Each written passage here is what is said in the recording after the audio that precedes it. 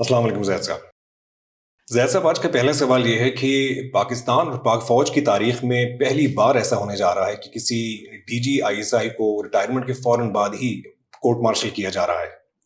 تو یہ بتائیے کہ اس کے پاکستان کی داخلی سیکیورٹی اور خارجہ پالیسی پر کیا اثرات ہوں گے؟ سعید، آپ کو وہ برٹش ڈپلومیٹ کا وہ جملہ یاد ہے جو اس نے ذوالفقار علی بھٹو کے بارے میں کہا تھا؟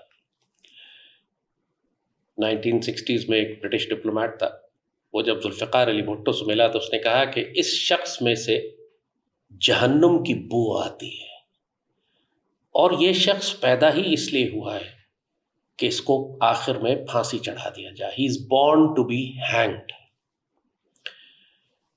بعض لوگ ہوتے ہیں کہ جن کا پورا وجود اتنا ایمبیشس ہوتا ہے، اتنے دھوکے اور مکاری پر مبنی ہوتا ہے کہ لوگ اس کی اس انرجی کو سینس کر لیتے ہیں کہ یہ شخص اتنا خطرناک آدمی ہے. اور جس طرح ذوالفقار علی بھٹو کے بارے میں وہ پورا ایک لمبا سا اس نے ایک آرٹیکل لکھا تھا اس کے بارے میں، اور جو ذوالفقار علی بھٹو کی تعریف کی تھی کہ کس قسم کا مکار اور دھوکے باز اور انسکروپلس اور ایمبیشس آدمی ہے جو کسی اخلاقیات کی پرواہ نہیں کرتا، اور اس میں سے جہنم کی بو آتی ہے، حتیٰ کہ یہ پیدا اس لیے ہوا ہے کہ اس کو پھانسی چڑھا دیا جائے. یہ ساری کوالٹیز آج کے دور میں جنرل فیض میں تھی. یہ بڑی تکلیف دہ بات ہے. یہ بہت ہی زیادہ انسان اس پر دکھ کا اظہار بھی کرتا ہے، حیران بھی ہوتا ہے کہ کیسے ممکن ہے کہ اس کردار کا ایک شخص پاکستان کی پریمیئر انٹیلیجنس ایجنسی کا ہیڈ لگ جائے اور اس حد تک پاکستان میں وہ تباہی مچائے، کرپشن کرے کہ ایک انپریسیڈنٹڈ واقعہ ہو کہ اس کی ریٹائرمنٹ کے بعد پھر پاک فوج اس کا کورٹ مارشل کرے ان خطرناک جرائم پر جو وہ اپنے ٹینیور میں کرتا رہا ہے. میں تھوڑا سا اس کورٹ مارشل کی بات سے پہلے کہ آپ کو تھوڑا بیک گراؤنڈ دیتا ہوں. جنرل فیض اکیلا نہیں تھا. اس سارے جو ایک نیکسس تھا مجرموں کا جنہوں نے پاکستان کو شدید نقصان پہنچایا اس ٹینیور میں، وہ 3-4 لوگ ہیں.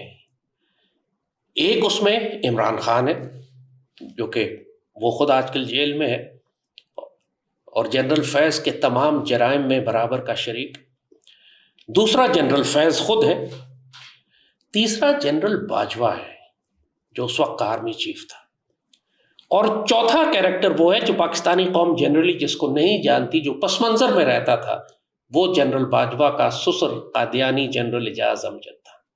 بنیادی طور پر ان چاروں کا ایک گروہ تھا، اور جس طریقے سے انہوں نے پاکستان کو نقصان پہنچایا ہے یہ واقعی ایک اللہ کا کرم، فضل اور معجزہ ہے کہ پاکستان قائم اور سلامت اور دائم ہے، اس بات کے باوجود کہ اہم ترین عہدوں کے اوپر خائن اور بدکار ترین لوگ مسلط تھے اس زمانے میں.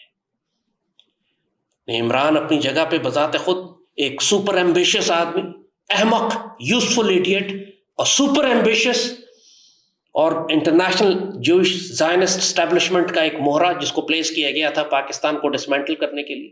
اس نے ایک نیکسس بلڈ کیا باجوہ اور فیض کے ساتھ. آرمی اور آئی ایس آئی کو لٹرلی ہائی جیک کر لیا انہوں نے، اور پھر ان سب کو پیچھے سے چلانے والا جو برین تھا وہ جنرل باجوہ کا وہ سسر جنرل اعجاز امجد قادیانی، جو پیچھے سے بیٹھ کر اپنے داماد کے ذریعے، باجوہ کے ذریعے عمران اور فیض کو کنٹرول کرتا رہا اور گائیڈنس دیتا رہا. میں تھوڑا سا بتانا چاہوں گا کہ جنرل فیض کا بیک گراؤنڈ ہے کیا، کیوں آرمی کو اتنا سخت سٹیپ لینا پڑا کہ اپنے ڈی جی آئی ایس آئی کا کورٹ مارشل کر رہے ہیں. اور یہ بات یہاں پہ بڑا کھل کر بڑا صاف میں کہوں گا کہ یہ جرأت کردار صرف جنرل عاصم ہی دکھا سکتے تھے. جنرل عاصم از اے ڈائی ہارڈ پیٹریوٹک سپاہ سالار. باجوہ کا بالکل اپوزٹ ہے، فیض کے بالکل اپوزٹ ہیں. جس طرح وہ کرپٹ تھے اور جس طرح انہوں نے پاکستان کو نقصان پہنچایا، اس کے مقابلے میں اب جو ٹیم آئی ہے، اور اللہ کا احسان ہے کہ جنرل فیض ہمارا آرمی چیف نہ بن سکا اور اللہ تعالیٰ نے پاکستان کو جنرل عاصم دے دیے کہ جنہوں نے آ کر اب پاکستان آرمی کو بھی، آئی ایس آئی کو بھی اور پاکستان کو بھی اس کے بعد سنبھالا. میں تھوڑا سا بیک گراؤنڈ دیتا ہوں آپ کو. جنرل باجوہ کے سسر جس کا میں ذکر کر رہا ہوں وہ قادیانی جنرل اعجاز امجد، اور جنرل فیض کا سسر، یہ آپس میں بڑے قریبی دوست تھے، جس کی وجہ سے فیض اور باجوہ کے آپس میں خاندانی تعلقات بہت پرانے تھے. یعنی جب یہ جونیئر آفیسرز تھے اس وقت سے ان کے تعلقات، کیونکہ ان دونوں کے سسر جو تھے آپس میں بڑے قریبی دوست تھے. تو جنرل باجوہ نے فیض کو آرمی میں اس کی تمام تر کمزوریوں اور کرپشن کے باوجود مسلسل اس کو پروموٹ کرتے رہے. فرق دونوں میں بہت تھا، یہ چیف بن چکے تھے، وہ تقریباً بریگیڈیئر کے لیول پہ تھا، دونوں میں بہت زیادہ فرق تھا. مگر جنرل باجوہ نے زبردستی اس کو بریگیڈیئر سے پروموٹ کر کے میجر جنرل بنایا، اور میجر جنرل بنانے کے لیے بہت بڑے بڑے اس کے اوپر جو قابل افسر تھے ان کو بائی پاس کیا گیا، ان کو سپرسیڈ کیا گیا. جن کا حق تھا کہ ان کو بریگیڈیئر بنایا جائے یا بریگیڈیئر سے میجر جنرل بنایا جائے، صرف اس کو پروموٹ کرنے کے لیے پاکستان آرمی کے بہت سارے آفیسرز کے کیریئر خراب کیے گئے اور اس کو میجر جنرل بنا کر آئی ایس آئی میں ڈی جی سی پلیس کر دیا گیا. یہ وہ دور تھا کہ جب عمران خان کے الیکشنز ہو رہے تھے. باجوہ اور عمران خان کی آپس میں ڈیل ہو چکی تھی کہ باجوہ نے عمران خان کو اقتدار میں لے کر آنا تھا، اور اس کے بعد پلان یہ بنایا تھا ان تینوں نے مل کر کہ باجوہ کو ایکسٹینشن دی جائے گی مزید 3 سال کی، چونکہ یہ ایک میجر جنرل اتنا جونیئر تھا کہ اس کو چیف کے لیول پر آنے کے لیے کم از کم 6 سال کی ضرورت تھی. تو پلان یہ بنایا گیا کہ جنرل فیض جو ہے وہ عمران خان کو پہلے ہی اقتدار میں لے کر آئیں گے، سارے ڈی جی سی کی حیثیت سے یہ سارے الیکشن ریگ کرے گا اور مینیج کرے گا ساری پالیٹکس کو، اور پھر عمران اس کو آئندہ آنے والے وقتوں میں جنرل باجوہ کی جگہ آرمی چیف لگائے گا. اور آرمی چیف لگنے کے بعد پھر یہ پورا سسٹم چینج کریں گے، پریزیڈنشل سسٹم پہ جائیں گے، اور عمران کو یہ صدارتی نظام میں لا کر ملک کا تاحیات صدر بنا دیں گے، اور عمران فیض کو ایکسٹینشن دیتا رہے گا. جس طرح باجوہ کو اس نے 6 سال ایکسٹینشن دی، اس طرح یہ 15-20 سال تک یہ گروپ جو ہے یہ پاکستان پر حکمرانی کرے گا. ڈینجرس پلان، لیکن یہ پلان اسی وقت بن گیا تھا جب 2018 میں عمران کو انہوں نے پہلی مرتبہ حکومت دی تھی. جیسے کہا کہ Faiz was a major general, D G C تھا، اور بیسکلی سخت ایروگنٹ، متکبر، جاہل، ایمبیشس، ظالم آدمی. اس وقت یہ بڑے تکبر سے، چونکہ پلاننگ ساری ہو چکی تھی، باجوہ آرمی چیف تھا، عمران پرائم منسٹر تھا، اس کو 100% یقین تھا کہ اب میرا راستہ کوئی نہیں روک سکتا، میں نے چیف بننا ہی بننا ہے. تو ایز اے میجر جنرل جب وہ ڈی جی سی تھا، اس وقت پوری آئی ایس آئی کو یہ بتاتا پھرتا تھا کہ میں یہاں سے پروموٹ ہو کر ڈی جی آئی ایس آئی بنوں گا، اور ڈی جی آئی ایس آئی سے پروموٹ ہو کے میں چیف بنوں گا. یعنی اس نے اپنی کیریئر پلاننگ بالکل پختہ کی ہوئی تھی، ہر ایک کو بتاتا پھرتا تھا. اتنا بے وقوف آدمی تھا. He never tried to hide it because he was so arrogant کہ اس کو پتا تھا مجھے روکنے والا کوئی بھی نہیں ہے. اور یہی ہوا کہ جب یہ پہلے جب ڈی جی سی سے پروموٹ ہو کے یہ لیفٹیننٹ جنرل بنا، تو ظاہر ہے اس وقت آئی ایس آئی کے چیف کی جگہ بھری ہوئی تھی. General Asim D G I S I تھے اس وقت، جو آج آرمی چیف ہیں. یہ جی ایچ کیو پہلے گیا، اور یہ چونکہ ایمبیشس تھا، he wanted to come back to ISI, he wanted to be close to Imran, he wanted to control the dynamics in the country. تو اس نے عمران سے کہہ کر جنرل عاصم کو پہلے ڈی جی آئی ایس آئی سے ہٹایا. یعنی صرف چند مہینے ڈی جی آئی ایس آئی رہے general Asim. Highly patriotic officer, he was very honest. انہوں نے جتنی کرپشن اور خرابیاں عمران کی حکومت میں ہو رہی تھیں وہ عمران کو بتانے کی کوشش کی. اس پر عمران بھی بھڑک گیا، اور ویسے ہی سازش ہو رہی تھی ان کو ہٹانے کی، کیونکہ جنرل فیض واپس آنا چاہتا تھا ڈی جی آئی ایس آئی. تو جنرل عاصم کو اس عہدے سے ہٹا کر فیض یہاں پر آ گیا. اب آپ دیکھیے کہ ایک طرف عمران پرائم منسٹر ہے جو اتنا ایمبیشس ہے کہ جو یہ چاہتا ہے کہ اگلا الیکشن بھی اس کو آئی ایس آئی جتوا کے دے، اور اس کے بعد اگلا الیکشن بھی اور پریزیڈنشل سسٹم بھی ہو. دوسری طرف جنرل فیض ہے کہ جو اوور ایمبیشس ہے کہ میں نے اگلا آرمی چیف بننا. اور تیسری جانب فیض ہے جس کو ایکسٹینشن 3 سال کی اس لیے دی گئی تھی تاکہ فیض کی پروموشن ہو سکے، فیض اتنا سینئر ہو جائے کہ باجوہ کے ہٹنے کے بعد اس کو آرمی چیف لگایا جا سکے. اور ان سب کے پیچھے جیسے کہا کہ وہ قادیانی اعجاز امجد تھا جو ان کو کنٹرول کر رہا تھا. پاکستان کی تاریخ کا یہ تاریک ترین دور تھا. جتنا نقصان پاکستان کو اس دور میں پہنچایا گیا وہ ناقابل بیان ہے. آج تک یہ جو ساری ملک کے اندر دہشت گردی ہے، ہماری معیشت کی تباہی ہے، کشمیر ہمارے ہاتھ سے نکل گیا، بلوچستان کا سونا یہودیوں کو فروخت کر دیا گیا، اسٹیٹ بینک کو بیچ دیا گیا، پاکستان کی ریاست کے ہاتھ سے نکل گیا اور اسٹیٹ بینک کو انڈیپینڈنٹ کر دیا گیا. کلبھوشن یادیو کو بچانے کے لیے انٹرنیشنل کورٹ تک کی گئے، قانون سازی کی کہ کلبھوشن یادیو کو بچایا جائے. ایسے خوفناک کام کیے گئے پاکستان میں. ایک آدمی ایمبیشس ہوتا ہے، ایمبیشس ہونے میں کوئی خرابی نہیں ہے. ہر آدمی جو کوئی اچیو کرنا چاہتا ہے دنیا میں وہ ایمبیشس ہی ہوتا ہے. لیکن اگر وہ ایمبیشس اپنی ذات کے لیے ہے اور وہ بالکل پرواہ نہ کرے کہ ملک اور قوم کی کیا تباہی مچے گی میرے ایمبیشنز کو پورا کرنے میں، پھر ایسا شخص وہی بھٹو کی طرح خطرناک ہو جاتا ہے، who's born to be hanged، جس کو پیدا اسی لیے کیا گیا ہے کہ یہ عمران اتنا انکمپٹنٹ، اتنا جاہل اور اتنا بے وقوف آدمی تھا کہ ایک دن یہ اپنی حکومت بغیر ISI کے چلا ہی نہیں سکتا تھا. جتنی قانون سازی تھی، جتنے وزیر وزراء سے یا اپوزیشن سے کام کروانے تھے، میڈیا کو کنٹرول کرنا تھا، یہ سارا کام جنرل فیض نے اپنے ذمہ لیا ہوا تھا. اور Imran was very happy with that. وہ کھل کے عمران کہتا تھا کہ میں اس کو فیض کو اگلا چیف بنانا چاہتا ہوں اپنے لیے. اور یہ بات PTI کے اندر بھی بہت کھل کے کہی جاتی تھی کہ پہلے باجوہ ہوگا، باجوہ کے بعد فیض ہوگا، اس کے بعد صدارتی نظام ہوگا، پھر عمران ہوگا، صدر ہوگا، اور اس کے بعد انڈیفینیٹلی قیامت تک ہم ہی حکومت کریں گے.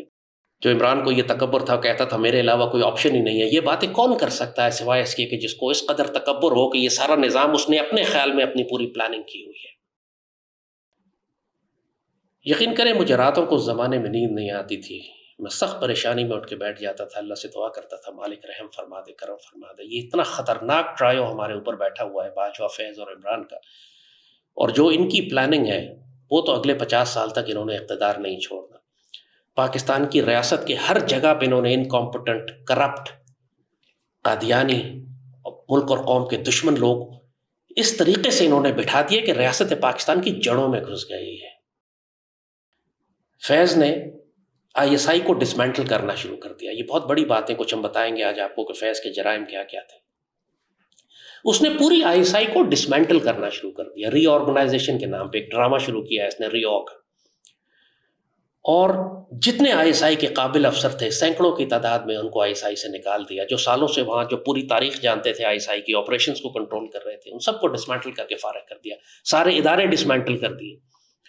مگر ان کی ری آرگنائزیشن نہیں کی، ریکنسٹرکشن نہیں کی، دوبارہ سے ان کو بلڈ کر کے وہ سارا نیکسس افیکٹولی بنائیں. وہ مقصد ہی نہیں تھا اس کا، وہ ڈسمینٹل کرنا چاہ رہا تھا ISI کو. یہی وہ دور تھا کہ ان کے آنے کے بعد پھر بلوچستان میں BLA کو بہت بڑی سپیس مل گئی. TTP کے ساتھ انہوں نے مذاکرات کرنے شروع کر دیے کہ TTP کو واپس لا کر پاکستان میں آباد کیا جائے گا. جو عمران کی مینٹیلٹی تھی، کیا ہم TTP کو ختم کر دیتے، یعنی کیا کرتے، افغانستان میں کیسے چھوڑ دیتے، ہم کو تو ان کو لا کے پاکستان میں آباد کرنا تھا. اتنی خوفناک ڈیلنگز یہ کر رہے تھے. بہت کچھ تو میڈیا میں لوگ اب بیان کرنا شروع کر دیا. آفیشلی سرکاری طور پہ SPR نے کچھ نہیں کہا، لیکن اب ظاہر ہے کچھ لیکس کروائے جا رہے ہیں. بہت سارے لوگ ہیں، صحافی ہیں جو کہ بات کر رہے ہیں کہ کس طریقے سے انہوں نے TTP کے ساتھ مذاکرات کیے. بلٹ پروف گاڑی انہوں نے نور ولی کو ایک تحفے میں دی. وہ اربوں خربوں روپیہ مانگ رہے تھے کہ ہمیں دیا جائے، فاٹا کا مرجر ختم کیا جائے. وہ سارے علاقے جہاں پہ پاکستان آرمی نے اتنی 2007، 8، 9، 10، 11، 12، 13 میں اتنی شہادتیں دے کر ہم نے وہ علاقے آزاد کرائے تھے، اتنے کہ فاٹا کا مرجر کر دیا گیا صوبے کے ساتھ، وہ سارا ریورس کر دیا جائے. ان جہنم کے کتوں کو لا کر پاکستان میں آباد کیا جائے. یہ سارے خطرناک کام، یہ ایک جانب تو یہ عمران کی حکومت کو سنبھالنے کے لیے ہر قسم کا جرم کر رہے تھے. جو مخالفت، جو ریزسٹنس عمران کی ہوتی، چاہے وہ کسی کو قتل کروانا ہو، یہ ارشد شریف کے قتل میں بھی ان کا نام آ رہا ہے کہ ہر جگہ پہ جہاں جہاں مخالفت عمران کی حکومت تھی ان کا منہ بند کرانے کا کام فیض کا تھا. Every dirty possible job he was doing it. Just like Bhutto نے جو فیڈرل سیکورٹی فورس بنائی ہوئی تھی اپنے سیاسی مخالفین کو ختم کرنے کے لیے، بالکل اسی طرح کا یہ کام فیض پاکستان کے اندر عمران کی حمایت میں ہر قسم کا جرم یہ کر رہا تھا.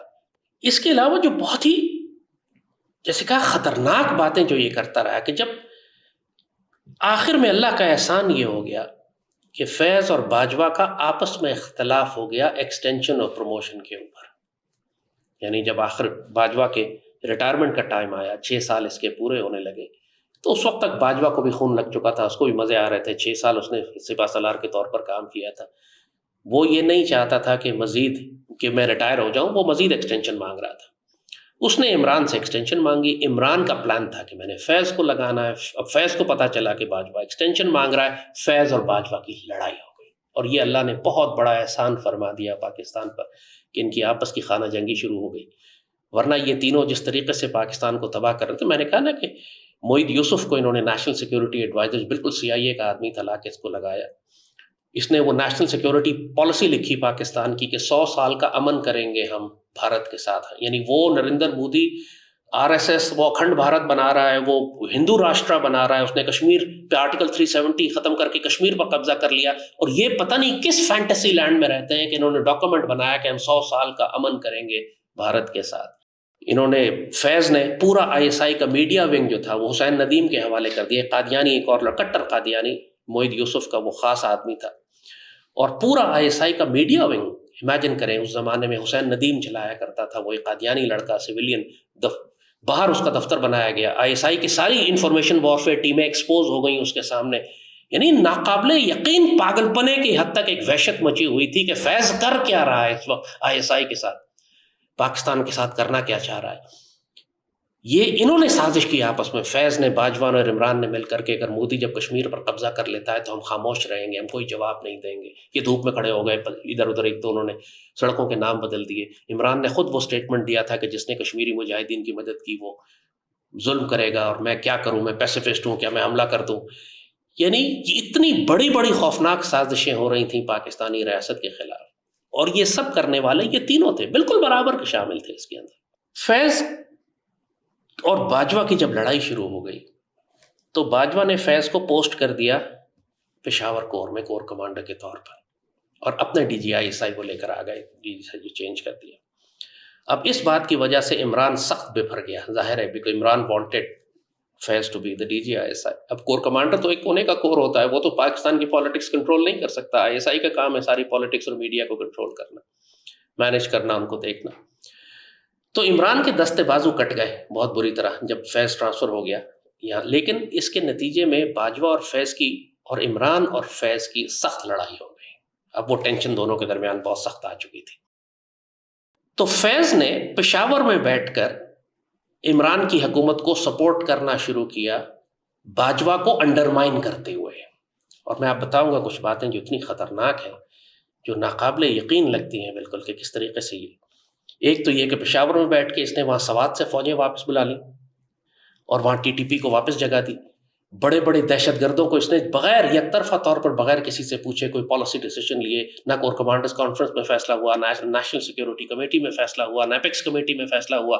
اپنی مرضی سے جتنے بھی بلیک دہشت گرد تھے 100 کے قریب، سینکڑوں کی تعداد میں نکال کے ان کو آزاد کر دیا as a good will gesture. اور جیسے کہا کہ وہ اربوں روپیہ TTP کو دینے کو تیار تھے، ان کو لے کر آ رہے تھے پاکستان میں، ان کو آباد کر رہے تھے. یہ ساری انسرجنسی جو بھی آپ دیکھ رہے ہیں یہ اسی پالیسی کا نتیجہ ہے جو کہ یک طرفہ طور پر فیض اپنی مرضی سے عمران کے ساتھ مل کر رہا تھا، جو پوری ریاست پاکستان کی پالیسی نہیں تھی. کسی فورم پہ ڈسکس نہیں کیا گیا اس کو. تو فیض کو کور کمانڈر پشاور جب وہ لگا ہوا تھا، یہاں پہ میں ایک بڑی خطرناک ڈیولپمنٹ آپ کو بتاؤں. آپ کو یاد ہے نواز شریف بھی بڑا ایمبیشس تھا، اس کو بھی اپنی پسند کا آرمی چیف چاہیے تھا. یہ جب مشرف کا کو ہوا تھا اس سے پہلے کی بات. تو جنرل مشرف اس وقت ہوا میں تھا، اس کا جہاز کراچی لینڈ کرنے والا تھا. تو نواز شریف نے یہ موقع سے فائدہ اٹھاتے ہوئے مشرف کے خلاف کو کر دیا، اور اس وقت کے جو DGI تھے جنرل ضیاء الدین، ان کو آرمی چیف بنا دیا. اور آرمی چیف بنا کر اناؤنسمنٹ کرنے لگا تھا کہ اب آرمی چیف تبدیل ہو گیا ہے، اور جو جنرل مشرف جو اصل آرمی چیف ہے وہ چونکہ ہوا میں تھے، تو ان کے جو وفادار جنرلز تھے انہوں نے کو کر دیا نواز شریف کے خلاف. لیکن نواز شریف نے فوج میں بغاوت کروا دی تھی. فوج میں اس نے DGI کو آرمی چیف بنا دیا تھا، اور جو اصل آرمی چیف تھا وہ ہوا میں تھا. اور اس نے کہا کہ ان کا جہاز انڈیا لے جاؤ، جس پر مشرف نے کہا تھا اوور مائی ڈیڈ باڈی. وہ پھر سارا ڈرامہ جو جہاز کراچی میں کس طرح لینڈ کیا اور چند منٹ کا فیول رہ گیا تھا، ایک قیامت مچ گئی، جس کے نتیجے میں فوج نے کو کر کے گرفتار کر لیا تھا نواز شریف کو، پھر اس کو سزا بھی پلین ہائی جیکنگ کیس میں ہوئی تھی۔ ایگزیکٹلی یہی کام عمران نے بھی کیا تھا۔ جب یہ کور کمانڈر پشاور لگا ہوا تھا یہ فیض، اور عمران کے خلاف ایک نو کانفیڈنس موشن چلنا شروع ہوئی، عمران کو اب نظر آ گیا کہ مجھے بچانے والا کوئی نہیں ہے، باجوہ کے ساتھ تو اس کی لڑائی ہو چکی تھی، فیض ڈی جی آئی ایس آئی ہوتا تو اس کو بچا لیتا، لیکن وہ کور کمانڈر پشاور تھا۔ اس نے نیگوشیٹ کرنے کی کوشش کی جنرل باجوہ سے، اور یہ بات تو خود ڈی جی آئی ایس آئی نے اپنی پریس کانفرنس میں بھی کہی تھی کہ عمران نے آخر وقت میں ڈیسپریٹ ہو کے جنرل باجوہ کو آفر کی کہ میں آپ کو لائف ٹائم آرمی چیف بنا دیتا ہوں، آپ مجھے دوبارہ سے میری مدد کریں اور نو کانفیڈنس موشن کو کل کرنے میں میری مدد کریں، میرے خلاف ایک موشن چل رہی ہے۔ جنرل باجوہ نے انکار کر دیا۔ آپ کو پتہ ہے پھر عمران نے کیا کیا؟ عمران نے جنرل فیض کو، جو کور کمانڈر پشاور تھا، اس کو آرمی چیف اپوائنٹ کر دیا ایک رات پہلے۔ جس رات عمران کے خلاف نو کانفیڈنس موشن تھی، اس سے ایک رات پہلے وہ فیض کو آرمی چیف بنا چکا تھا، بالکل اسی طرح جس طرح نواز شریف نے موجودہ آرمی چیف کے ہوتے ہوئے ڈی جی آئی ایس آئی کو آرمی چیف بنا دیا تھا۔ اور یہ اتنی بڑی اس نے بغاوت فوج کے اندر کرنے کی کوشش کی، اور خود پی ٹی آئی کے اندر سے بڑے بڑے لوگ جو صوبے سرحد کے تھے، کیونکہ مجھے 100% ان کے نام کنفرم نہیں ہے، گو کہ میرے پاس ہیں کچھ نام، ان لوگوں نے عمران کی اس حرکت پر آ کے فوراً جنرل باجوہ کو بتایا کہ عمران ایسی حرکت کرنے جا رہا ہے،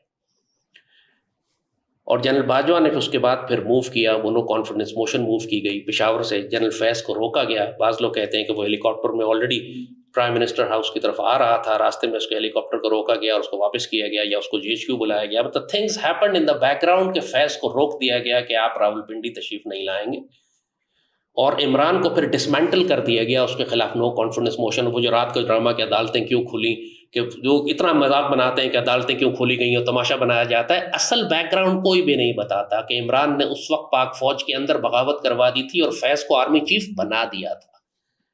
اللیگل کوئی طریقہ فالو نہیں کیا گیا تھا، عمران نے بس اپنی مرضی سے کہا کہ تم آ جاؤ، تمہیں میں آرمی چیف بنا رہا ہوں، جس طرح نواز شریف نے جنرل ضیاء الدین کو بنایا تھا۔ اب یہ اتنی بڑی بغاوت تھی فوج کے اندر، جس کا ظاہر ہے پبلکلی کوئی ذکر نہیں کیا گیا، لیکن اس حد تک یہ ایمبیشس تھے یہ لوگ کہ فوج کے اندر بالکل نواز شریف والی بغاوت اس نے ریپیٹ کی عمران نے اپنے آپ کو، کہ اگر فیض کو یہ چیف بنا دیتا ہے ایک رات پہلے، تو فیض چیف بننے کے فوراً بعد نو کانفیڈنس موشن رکوا دے گا اور عمران کی حکومت بچ جائے گی۔ اب ظاہر ہے it did not happen like this, no confidence motion Imran کے خلاف ہوئی، فیض کو روک دیا گیا، اور یہ سازش جو عمران اور فیض نے مل کر بنائی تھی یہ ایکسپوز ہو گئی۔ ظاہر ہے اس کے بعد پھر فیض کو فوج سے نکال دیا گیا۔ جب آرمی چیف بننے کی باری آئی تو اس وقت بھی یہ 2-3 نام سامنے تھے، آپ دیکھیں ایک جنرل فیض تھا، ایک جنرل عاصم تھے، ایک 2-3 جنرل اور تھے، اور فیض تو 100% عمران کا آدمی تھا، جنرل عاصم نیوٹرل تھے، اور ایک دو جنرل تھے جن کے بارے میں، چونکہ فیصلہ نواز شریف اور شہباز شریف کی حکومت نے کرنا تھا، اتفاق سے جب بھی فیصلہ چیف اپوائنٹ کرنے کا آتا ہے وہ یہی لوگ حکومت میں ہوتے ہیں، تو انہوں نے جنرل عاصم کو سلیکٹ کیا کیونکہ یہ بالکل نیوٹرل تھے، اور یہ اللہ کا احسان ہو گیا پاکستان کے اوپر کہ جنرل عاصم اپوائنٹ ہو گئے۔ آپ یقین کہ میرے لیے سب سے بڑا نائٹ میئر، سب سے بڑا ڈراؤنا خواب اس زمانے میں یہ ہوتا تھا کہ یا اللہ کسی طرح ایسا نہ ہو جائے کہ جنرل فیض پاکستان کا سپہ سالار بن جائے۔ اس سے بڑی تباہی ممکن ہی نہیں تھی پاکستان کی اگر یہ فیض آرمی چیف بن جاتا۔ اللہ نے احسان فرما دیا کہ جنرل عاصم آرمی چیف بن گئے۔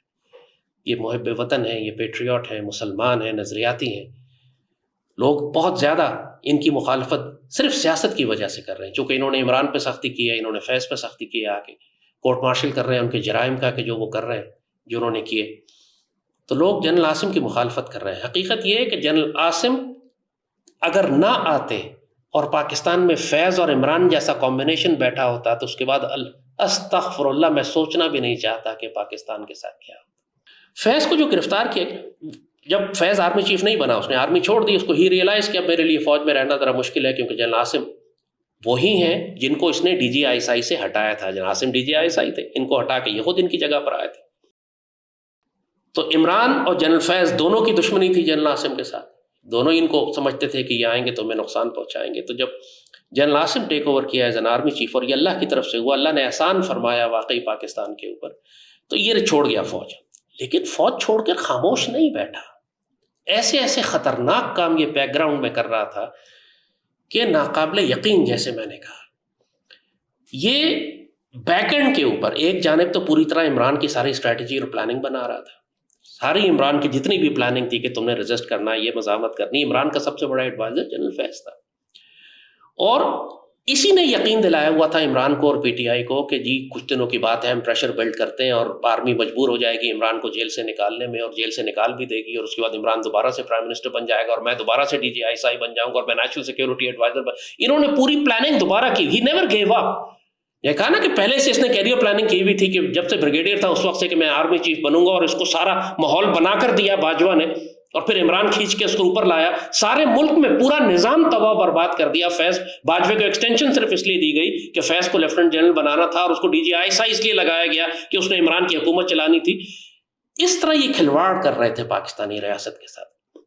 فیض بیک گراؤنڈ میں ایک کام اور بھی کر رہا تھا ریٹائرمنٹ کے بعد, کہ یہ افغان طالبان اور TTP کے ساتھ بھی کانٹیکٹ میں تھا, اور افغان طالبان کو یہ میسیجز دیتا تھا بیک اینڈ کے اوپر کہ جی آپ نے جنرل عاصم کی گورنمنٹ کے ساتھ ڈیل نہیں کرنا, آپ ہارڈ سٹانس رکھیں, تھوڑے دنوں کی بات ہے, آپ سختی کریں وہاں سے, کچھ عرصے کے بعد یہ ہٹ جائیں گے, یہ عمران واپس آ جائے گا, یہ مجبور ہوں گے عمران کو واپس لانے کے لیے, پھر میں ہی ہوں گا, پھر آپ کو مجھ سے ہی ڈیل کر. یعنی he was actually controlling Pakistan Afghan policy also. یہ جو دہشت گردی ہمارے خلاف ہو رہی تھی اس کے پیچھے بھی فیض تھا. ریٹائرمنٹ کے بعد TTP کے ساتھ اس کے تعلقات تھے, وہ TTP کو گائیڈ کر رہا تھا کہ تم نے کس طریقے سے افغان طالبان کے ساتھ انگیج کر رہا. اور ایک بہت ہی خطرناک کام جو اس نے کیا, ISI کی ایک ریڈ بک ہوتی ہے, ریڈ بک کہتے ہیں, وہ ایسی کتاب ہوتی ہے, ڈاکومنٹ ہوتا ہے جس میں پوری دنیا میں ISI کے جو آپریشنز ہیں اور ISI کے جو ایجنٹس ہیں, جاسوس ہیں, ان کی تفصیلات ہوتی ہے. ظاہر ہے یہ بات DGI کو صرف پتہ ہوتی ہے, کسی اور کو نہیں پتہ ہوتی, اور یہ کتاب کبھی بھی DGI کے دفتر سے نہیں نکالی جا سکتی. یہ جب DGI کے طور پر وہاں سے نکل کر اپنے گھر گیا ہے تو ریڈ بک اپنے ساتھ لے گیا ہے. And this is a simple court martial case. اس کے اوپر صرف سزائے موت ہوتی ہے اور کچھ بھی نہیں ہوتا, تاکہ یہ اس کے پاس لیوریج ہو, تاکہ یہ پیچھے سے بیک اینڈ پہ بیٹھ کے چیزوں کو مینج کر سکے. جیسے کہا کہ افغان طالبان کے ساتھ بھی انگیج کر رہا ہے, اور لو ایسٹس جتنے ہمارے ایسٹس دنیا میں پھیلے ہوئے ہیں, وہ ریڈ بک اٹھا کے گھر لے گیا. انا للہ و انا الیہ راجعون. بیکاز یہ جیسے کہا کہ اپنی ایروگنس میں اتنے شور تھے کہ جی چند دنوں کی بات ہے, ہم پریشر بلڈ کریں گے, اور جس طرح 9 مئی انہوں نے کیا تھا اسی تکبر پہ کہ جی ہم اتنے ہزاروں لوگ نکال لیں گے, فوج پہ حملہ کریں گے, جنرل عاصم ریزائن کر کے چلے جائیں گے, اور ہماری مرضی کا سپہ سالار آ جائے گا. مطلب یہ پلاننگ ان کی جو تھی, ظاہر ہے 9 مئی میں بند ہے نا عمران اسی وجہ سے. باقی کرپشن کیسز اور ہزار کیسز جو ہیں وہ ہیں, لیکن اصل کیس اس کے اوپر 9 مئی کا ہے. کہاں کہاں کیس کریں گے, جیسے بھٹو کے اوپر لاکھوں پاکستانیوں کی شہادت کا کیس بنتا تھا. بھٹو نے مشرقی پاکستان توڑا تھا, پاکستان کی انڈسٹریل ریولوشن کو تباہ کر دیا تھا, لیکن اللہ نے جب اس کو پھانسی دینی ہوئی تو ایک مرڈر کے اوپر, گو کہ اس کے لاکھوں مرڈر تھے, باقی مرڈر کے حساب تو اللہ لے گا اس سے, کیونکہ دنیا میں تو ہو ہی نہیں سکتا آپ ایک ہی قتل کی سزا دے سکتے. یہی حال فیض اور عمران کا ہے کہ جس قسم کی یہ خیانت اور غداریاں پاکستان کے ساتھ کر رہے تھے, اس کے بعد کوئی چوائس نہیں بچی پاکستان آرمی کے پاس کہ فیض کو ڈسمینٹل کر کے, اس کو گرفتار کر کے, اس کو اریسٹ کر کے, اس کو عمران کے ساتھ اس کا نیکسس, اور یہ جو فیض بیک اینڈ کے اوپر TTP اور افغان طالبان کے ساتھ فورن پالیسی چلانے کی کوشش کر رہا تھا, پاکستان کی نیشنل سیکورٹی پالیسی کنٹرول کرنے کی کوشش کر رہا تھا, اس کو روکا جائے. تو پھر اسی لیے اس کو گرفتار کر کے اس کا کورٹ مارشل شروع کیا گیا. بے شک یہ انپریسیڈنٹڈ ہے, کبھی DGI کا اس طرح کورٹ مارشل نہیں کیا گیا, لیکن حرکتیں بھی تو دیکھیں ان کی. 1971 میں جنرل یحییٰ خان کا, بھٹو کا, مجیب کا, اور اسد عمر اور زبیر عمر کا جو باپ ہے جنرل عمر, اس طرح کے چند لوگوں کا کورٹ مارشل بنتا تھا. یہ بات بہت اچھی طرح بھٹو کو بھی معلوم تھی کہ اگر شیخ مجیب کا کورٹ مارشل کیا گیا تو اس میں نام بھٹو کا بھی آئے گا, کیونکہ پلا ہوا تھا اس کے ساتھ. ظاہر ہے اس وقت بھٹو نے مجیب کے ساتھ مل کر پاکستان توڑا تھا, اور Yahya Khan was the useful idiot جس کو استعمال کیا انہوں نے. مجیب اور شیخ بھٹو کی پلاننگ تھی, تم ادھر ہم ادھر, اور ساری سازش ان دونوں پولیٹیکل لیڈرز کی تھی. وہ غداریاں یہ کر رہے تھے, اس طرف یہ غداریاں کر رہا تھا. آرمی کو استعمال کیا انہوں نے اپنے درمیان. اسی طرح کا کمبینیشن اب بنا تھا 50 سال کے بعد. اب کی دفعہ جو تھا, فیض واز دی مین ایمبیشس مین جو بننا چاہتا تھا, Bajwa was the useful idiot. میں باجوہ کو یوزفل ایڈیٹ کیٹیگری میں ڈالوں گا. Imran was the ambitious man, the evil ambitious man, Bhutto کی طرح جو ہمیشہ تا قیامت اقتدار میں رہنا چاہتا ہے. لیکن ان سب کو چلانے والی قادیانی لابی اعجاز امجد، جو کہ باجوہ کا سسر بیک گراؤنڈ میں کوئی اس کا ذکر نہیں کرتا، لیکن اصل فتنہ وہ بیٹھا ہوا ہے وہاں پہ بیک اینڈ کے اوپر. بڈھا ہو گیا، 80-90 سال اس کی عمر ہے، لیکن پاکستان کی ساری تباہی اس ایک کم بخت حرام خور کے بچے کی وجہ سے آئی ہے، جس نے اپنا قادیانی سن ان لا جو ہے اس کو آرمی چیف بنوایا لابنگ کر کے. پھر اس کے ذریعے اپنے دوست کے دوسرے بیٹے فیض کو اس نے پروموٹ کروایا، ساری آرمی کے کیریئر تباہ کروائے افسروں کے بیچ میں، آرمی کا بیڑا غرق کیا، فوج کو ڈسمینٹل کر دیا لٹرلی. اللہ کا احسان ہے واقعی. جب ہم کہتے ہیں نا کہ پاک سرزمین پہ سایہ خدائے ذوالجلال ہے، تو آپ کو سب سے بڑی نشانی یہاں نظر آتی ہے. کوئی پاسبلٹی نہیں تھی پاکستان کے بچنے کی کہ عمران، باجوہ اور فیض اور اعجاز امجد کے کمبینیشن نے کس طرح پاکستان کو فروخت کرنے کے لیے اور تباہ کرنے کے لیے پیکج بنا کے رکھ دیا تھا دشمنوں کے سامنے. مشرق اور مغرب سے کشمیر بھی بیچا تو افغان طالبان کو بھی خراب کیا، تو افغان ٹی ٹی پی کو بھی جہنم کے کتوں کو لا کے آباد کیا. جیسے کہا جرائم کی لسٹ اتنی لمبی ہے. فوج میں غداری اور بغاوت کروانے کی کوشش کی، ریٹائرمنٹ کے بعد پاکستان کی فورن پالیسی کنٹرول کرنے کی کوشش کر رہا ہے، ریڈ بک اٹھا کے لے گیا. ہماری پوری دنیا میں ہمارے سارے جاسوس کمپرومائز ہونے کا خطرہ ہو گیا. اللہ نہ کرے، پتہ نہیں کتنے کمپرومائز ہو چکے ہیں، کتنے نہیں ہوئے. یعنی یہ ایسی غداریاں جس کے اوپر عمران اور فیض کو معاف کیا ہی نہیں جا سکے. عمران پوری طرح آن بورڈ تھا. جب کنفرنٹ کیا گیا فیض کو کہ بھائی تمہیں آرمی چیف بنا دیا تھا، تم اس سازش میں کیوں شریک ہوئے، تو یہ مکر گیا، نہیں یہ تو عمران نے اپنی طرف سے فیصلہ کیا تھا، مجھے بتایا ہی نہیں تھا. نانسنس. پھر تم آ کیوں رہے تھے پشاور سے؟ پھر جب تمہیں بتایا نہیں تھا تم کس لیے آ رہے تھے؟ یہ ایسا تو نہیں ہو سکتا کہ جنرل ضیاء الدین کہیں کہ مجھے پتہ ہی نہیں ہے نواز شریف نے مجھے چیف بنا دیا. بھائی آپ کھڑے تھے سامنے، آپ نے بیج لگائے چیف کے، آپ مکر تو نہیں سکتے. You are part of the whole conspiracy. فوج میں بغاوت کروائی گئی، افسر ایک دوسرے پہ رائفلیں لے کر کھڑے ہو گئے تھے. وہ جو جنرل مشرف کا جو کو ہوا تھا، اس کی تاریخ بڑی تکلیف دہ. 2 آرمی چیف بن گئے تھے ملک کے اندر، کوریں تقسیم ہو گئی تھیں. اس قسم کی بغاوت نواز شریف نے اس وقت کروائی. ایگزیکٹلی یہی سب کچھ عمران کروانے جا رہا تھا. تو جب عمران اسی لیے خوفزدہ ہے، جب فیض کو گرفتار کر کے اب اس کا کورٹ مارشل ہو رہا ہے، تو سب سے زیادہ دہشت زدہ عمران خود ہے، اس لیے کہ سارے جرائم میں شامل. اس کا کورٹ مارشل ہوگا، یہ ساتھ گھسیٹا جائے گا، یہ گھسیٹا جائے گا، باجوہ گھسیٹا جائے گا، باجوہ کے ساتھ اعجاز امجد گھسیٹا جائے گا.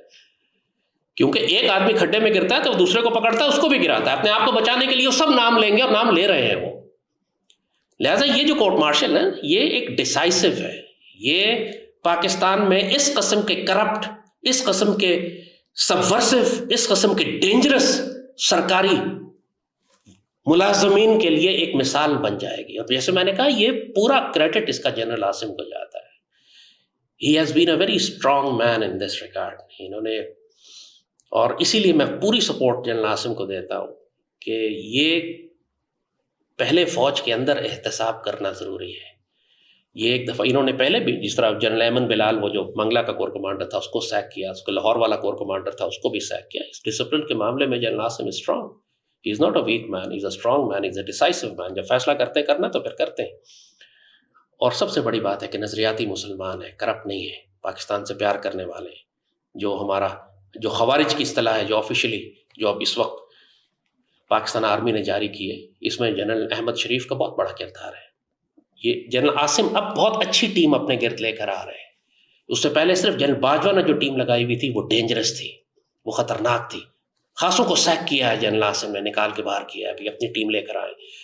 یہ جنرل احمد شریف جو ہے D G I S P R, بہت اچھے خاندان سے، بہت نیک باپ کے بیٹے ہیں، نظریاتی طور پر ایک اچھے مسلمان ہیں. انہوں نے یہ خوارج کی اصطلاح استعمال لانچ کی ہے، جس نے بہت زیادہ نقصان پہنچایا ہے جہنم کے کتوں کو، خوارج کو. کیونکہ اب آفیشلی سرکاری طور پر پاکستان جو ہے، ریاست ان کو خوارج کہہ رہی ہے. یہ کام باجوہ تو کر ہی نہیں سکتا تھا، فیض تو کر ہی نہیں سکتا تھا، پاسبل نہیں تھا.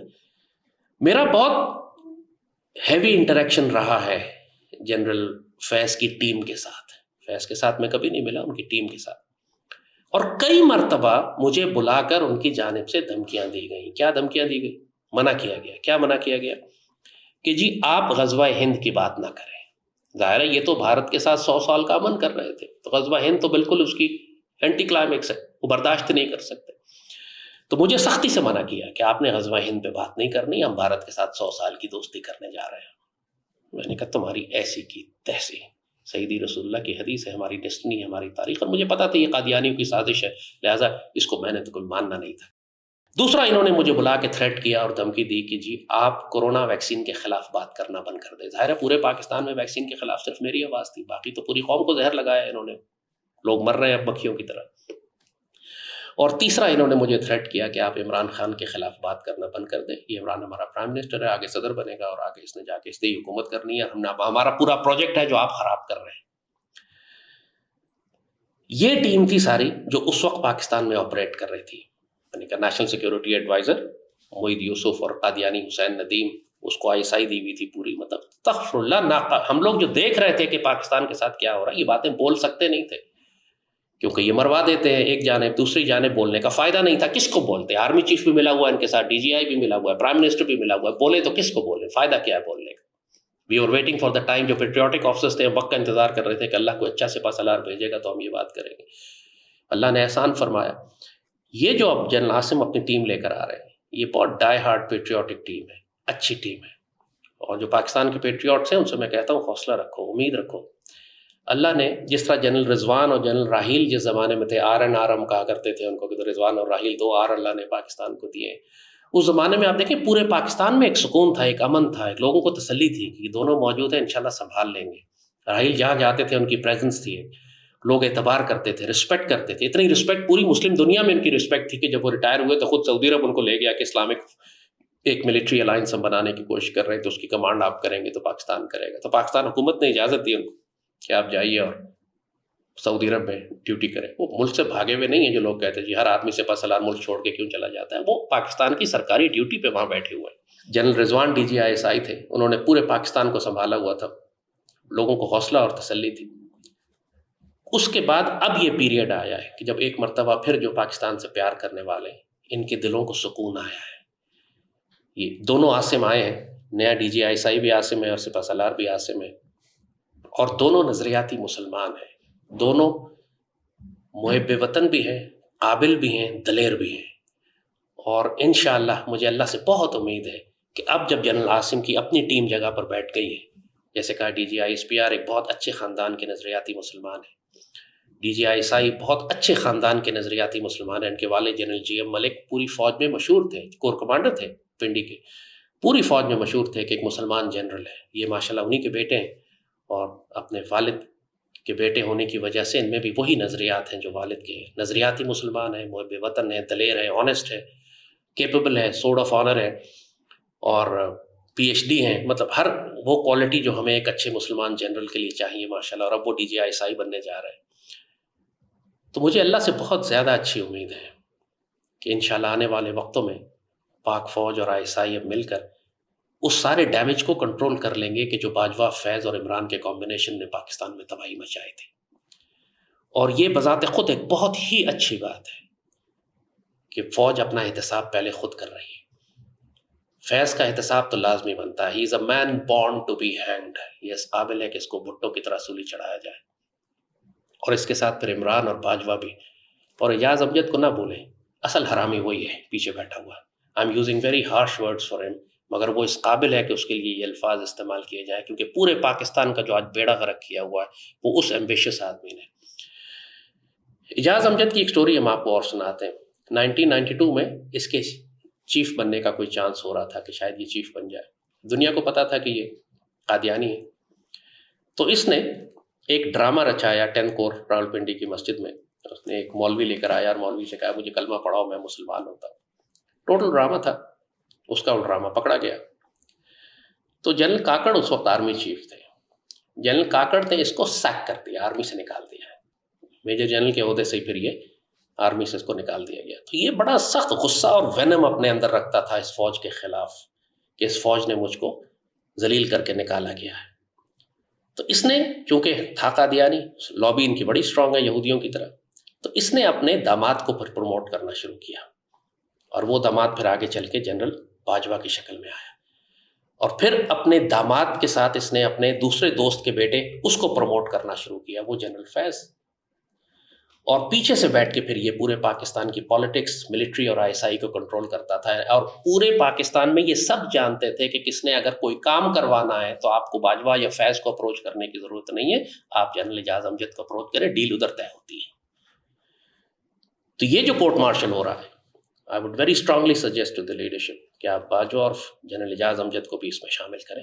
عمران تو ویسے ہی پکڑا گیا، he is inside، اور اس سارے گروپ کو جس نے پاکستان کو ایک بازیچہ اطفال بنایا ہوا تھا، بچوں کا تماشا بنایا ہوا تھا، بیڑا غرق کر کے رکھ دیا پورے پاکستان کا، کشمیر سے لے کے افغانستان سے لے کے پورے پاکستان کے خزانے سب کچھ فروخت کر دیے، لاکھوں لوگوں کا خون بہے گا اب ٹی ٹی پی اور جہنم کے کتوں کو لا کے جو پاکستان میں آباد کیا ہے۔ یہ وہ گناہ نہیں ہے کہ جن کو معاف کر دیا جائے۔ اللہ سلامت رکھے پاکستان کو، اور جو آج کی فوجی اور آئی ایس آئی کی قیادت اب نئی آئی ہے ہمارے پاس، اللہ اس کی حفاظت فرمائے، ان کو توفیق دے کہ یہ شیروں اور دلیروں کی طرح اس پاک سرزمین کا دفاع کریں۔ میں ذاتی طور پر ان کی پوری حمایت اس لیے کر رہا ہوں کہ مجھے معلوم ہے کہ یہ اس وقت ان سے بہتر افسر ہمارے پاس نہیں ہے، یہ نظریاتی مسلمان اور دلیر لوگ ہیں۔ بہت سارے افسروں کو میں دیکھتا ہوں، پاکستان کے ویٹرنز ہیں، ریٹائرڈ آفیسرز ہیں، جو عمران خان کی محبت میں اس وقت پاکستان آرمی کی قیادت کے خلاف بکواس کرتے پھرتے ہیں۔ پتہ نہیں کیا ہو گیا ان ویٹرن آفیسرز کو، ان ریٹائرڈ آفیسرز کو، سینئر جنرلز ہیں لیکن پھر بھی عمران کی حمایت میں کھڑے ہوئے، سب نے شاید ویکسین لگوا لی ہے، دماغ مارے گئے، ان لوگوں کی سمجھ میں نہیں آتی۔ ان کو نظر نہیں آ رہا کہ عمران خان نے کیا تباہی مچائی ہے پاکستان میں، عمران نے اور فیض نے اور باجوہ نے مل کے کیا تباہی کی ہے پاکستان کی۔ اس کے باوجود بھی آپ اگر عمران کو سپورٹ کر رہے ہیں، اپنے کیریئر کے آخر میں کیا ہو گیا آپ کو؟ آپ مرنے کے قریب پہنچ چکے ہیں، ریٹائر ہو چکے ہیں، موت آپ کے نزدیک پڑی ہوئی ہے، آخری عمر میں ساری زندگی کے اعمال کس لیے ضائع کرواتے ہیں؟ عمران اسی طرح پاکستان کا بدترین دشمن ہے جیسے شیخ مجیب تھا، جیسے بھٹو تھا۔ فیض اسی طرح پاکستان کا غدار اور پاکستان کا دشمن ہے۔ باجوہ اور فیض دونوں، اور اعجاز امجد جس طرح جنرل یحییٰ تھے، ان کو معاف نہیں کیا جا سکتا۔ اور فوج کو جیسے کہا کہ پہلے یہ احتساب جو اپنے اندر کر رہے ہیں، یہ بہت اچھی بات ہے، اس کے بعد پھر باقی سیاستدانوں کا اور باقی پولیٹیشنز کا اور سرکاری افسروں کا احتساب بھی پھر شروع ہوگا، پھر کوئی فوج پہ اعتراض نہیں کر سکے گا۔ اور یہ ضروری ہے بات، اور جیسے کہا کہ 100% میری پوری سپورٹ ہے اس کو، اور عبرت کا نشان بنانا چاہیے۔ اور یہ بات میں پاکستان کی قیادت سے، فوجی قیادت سے کہوں گا کہ اب شیروں اور دلیروں کی طرح پاکستان کو اس ڈیسٹنی کی طرف لے کے جائیں جس کا سیدی رسول اللہ نے پاکستان سے وعدہ کیا ہے۔ آپ نے خوارج کی اصطلاح استعمال کرنی شروع کر دی ہے، اب غزوہ ہند کو بھی پاکستان کے نیشنل سیکیورٹی ڈاکٹرائن کا حصہ بنا ہے۔ دشمن تو اکھنڈ بھارت کو اور ہندو راشٹرا کو اپنی ڈاکٹرائن کا حصہ بنا چکا ہے، اب پاکستان کو بھی غزوہ ہند کو اپنی ڈاکٹرائن کا حصہ بنانا ہے۔ جنرل فیض، باجوہ اور عمران یہ آئے اسی لیے تھے کہ غزوہ ہند کی ڈاکٹرائن کو روک سکیں، اللہ نے ان کو دفع کر دیا، اور اب جو مجاہد آئے ہیں پاکستان آرمی کی قیادت کرنے کے لیے، ان پر فرض ہے، ان پر لازم ہے کہ غزوہ ہند کو ریوائیو کر کے پاکستان کے نیشنل سیکیورٹی ڈاکٹرائن کا حصہ بنائے۔ انشاءاللہ آنے والے وقتوں میں اللہ خیر کرے گا، انشاءاللہ پریشان نہ ہو، اور پوری طرح پاک فوج کے ساتھ کھڑے ہوں، سیاستدانوں کے ساتھ کھڑے ہوں گے، ذلت اور رسوائی ہے، پاک فوج کے ساتھ کھڑے ہوں۔ کوئی انسان غلطیوں سے پاک نہیں ہوتا، ہر انسان غلطی کوتاہی کرتا ہے، لیکن جب تک قیادت کی نیت پاک ہے، وہ نظریاتی مسلمان ہیں، وہ پاکستان کا دفاع کرنے کی کوشش کر رہے ہیں، غلطیوں پہ نصیحت کی جا سکتی ہے، تنبیہ کی جا سکتی ہے، سمجھایا جا سکتا ہے، لیکن آپ کو یہ یقین ہونا چاہیے کہ اللہ کا فضل ہے کہ جو اس وقت قیادت ہمارے پاس ہے، یہ سچے نظریاتی مسلمان ہیں، پاکستان کو دھوکہ نہیں دیں گے۔